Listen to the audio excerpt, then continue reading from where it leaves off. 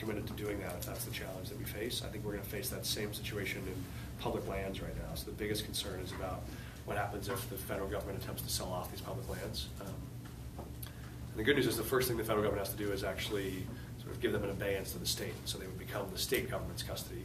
And so there too, you want a governor who's not going to sell them off, because if you did, there would be no way to stop that transaction. So I think there'll be a whole new set of issues on which the state will have to fight on its own. I think public lands will be the biggest one, and then I would imagine wildlife preservation will come with it. And I don't know what our answer will be to that side of it yet, but it's certainly something we're ready to fight on.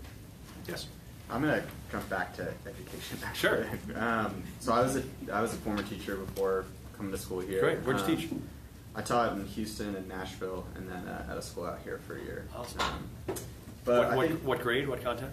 Middle school English. Excellent. So, yeah. Tough little kids. They are. Middle school is too hard for me. Yeah. I stayed with the older ones.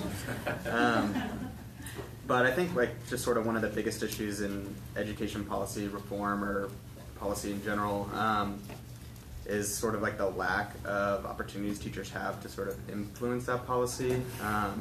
I don't know if you had any measures that, I know you're a former teacher, but like what would you plan on like reaching out to that community? How?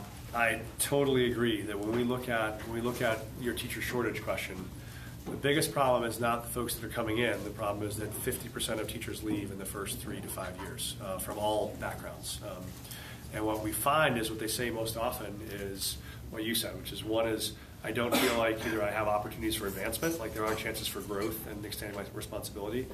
I don't feel like I'm having a big impact, or I don't feel like I have colleagues that are supporting me, and compensation is one of them as well. But it's usually not the top 3, interestingly. I think that compensation is an important part. So what we found is, how can you address that, giving teachers opportunity for more sustained leadership?